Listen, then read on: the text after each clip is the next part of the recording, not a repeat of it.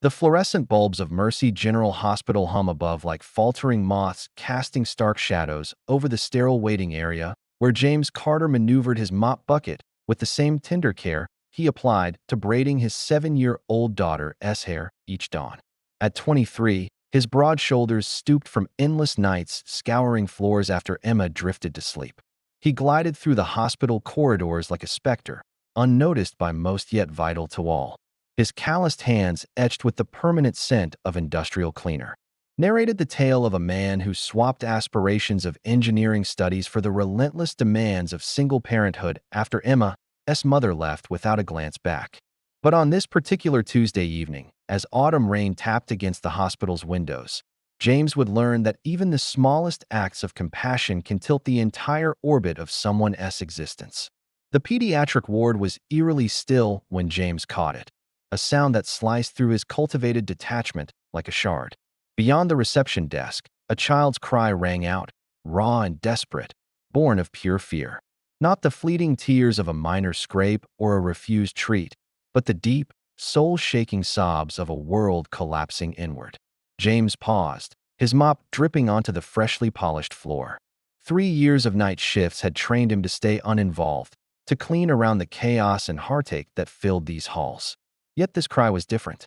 It echoed Emma's wails in those early, brutal months after her mother's departure, when nightmares yanked her from sleep and sent her scrambling into his arms, seeking the refuge only a parent's love could offer.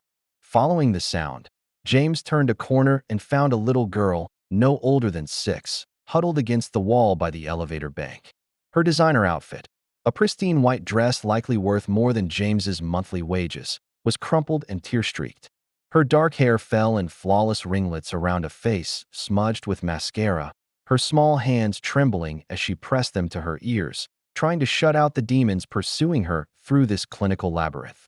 The waiting area was nearly empty, save for a woman in a tailored business suit, phone glued to her ear, pacing by the windows.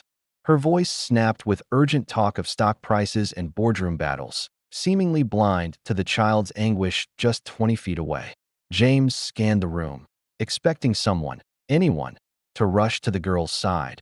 But the nurses were occupied at their station, the woman stayed on her call, and the few other visitors were lost in their own worries. The child remained alone in her fear, unseen despite her evident need. Setting his mop bucket aside, James crouched beside her, keeping a careful distance. "Hey there, sweetheart," he said gently, his voice mirroring the soothing tone he used when Emma woke from nightmares. "What's your name?" The girl lifted her gaze, tears making her eyes seem impossibly wide. "Clara," she whispered, her voice barely cutting through the hospital's hum. "That's a beautiful name," James said, slipping his hand into his pocket where he always carried a small bottle of bubble solution, a relic from Emma's toddler days when bubbles could fix any sorrow. "You know what, Clara? I bet you've never seen hospital bubbles before." He unscrewed the cap, dipped the wand, and began blowing delicate streams of shimmering orbs into the sterile air. The bubbles caught the harsh fluorescent glow, turning it into something enchanting, drifting between them like tiny worlds in their own private cosmos. Clara's sobs softened as she watched the bubbles float and burst. One settled on her nose, and despite her tears, a faint smile flickered across her face. "My daddy used to blow bubbles," she said softly, reaching for one before it popped against her fingertip, before he got sick. James felt his chest tighten at the weight in her voice, the way she spoke in past tense. He recognized the grief children carry, purer, and thus more piercing, than an adult's. "Tell me about your daddy," James said, blowing more bubbles as he settled onto the floor beside her. "He's really sick," Clara said, her voice steadying as she watched the bubbles dance. "The doctors use big words I don't understand. But Mommy cries when she thinks I'm not looking. She's been on the phone all day with work people, and I know she's scared, but she won't talk to me about it." James glanced at the woman on the phone, clarity washing over him. Not neglect, but her own frantic attempt to grasp control when the most vital thing in her world was slipping away. "Sometimes grown-ups forget kids need to talk about scary things too," James said, blowing a large bubble that made Clara giggle despite herself. "When my little girl gets scared, we make up stories about where bubbles go when they pop." "Where do they go?" Clara asked, her fear momentarily eclipsed. "Well," James said, his voice slipping into the storytelling rhythm that always captivated Emma. "Some think they just vanish, but I believe they float to a special place where wishes live. Every time you wish on a bubble before it pops, it carries that wish to the wish keepers." Clara's eyes grew wide. "Really?" For the next 20 minutes, James blew bubbles while Clara wished for her daddy's recovery, for her mommy to stop crying, for the frightening machines to hush. With each popped bubble, her breathing steadied, her tears dried, and a glimmer of hope returned to her eyes. The woman on the phone, Clara's mother, had finished her call and now watched from across the room, her face unreadable. James met her gaze and saw gratitude tinged with astonishment, as if she couldn't fathom that a janitor in a worn uniform had succeeded where she had faltered. "Clara," the woman said, approaching slowly, her heels clicking on the linoleum. "The doctor wants to see us now." The girl's face tensed, but James rested a gentle hand on her shoulder. "Hey, remember what we said about the bubbles?" Clara nodded solemnly.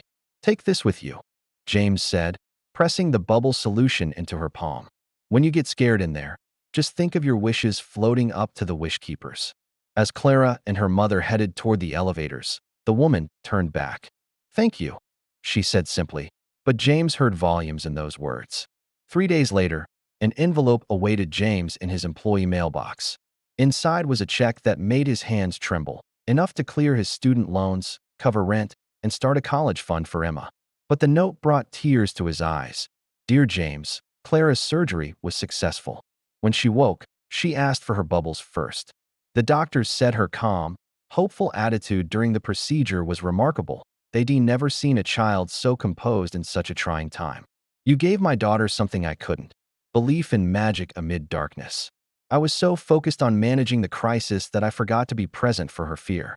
You showed me true strength, not in boardrooms or bank accounts, but in kneeling beside a frightened child and blowing bubbles until the world made sense again.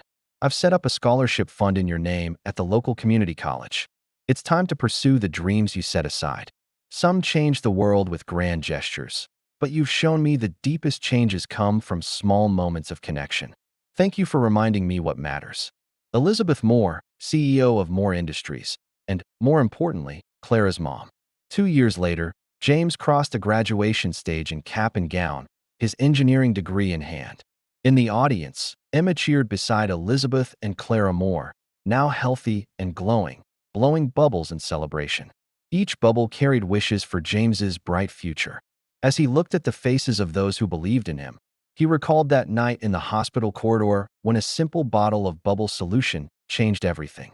He learned that kindness is never wasted, that the smallest acts can spark profound change, and that seeing someone's pain and responding with love can shift the paths of many lives. The bubbles Clara blew that day floated toward the auditorium ceiling carrying the wishes of a janitor turned engineer, a scared girl who found courage, and a mother who learned that success isn't measured in wealth, but in moments when we lift each other up. In a world often cold and unyielding, James Carter proved that heroes don't need capes. Sometimes they wear janitor uniforms and carry bubble solution, ready to weave magic for anyone brave enough to believe in kindness.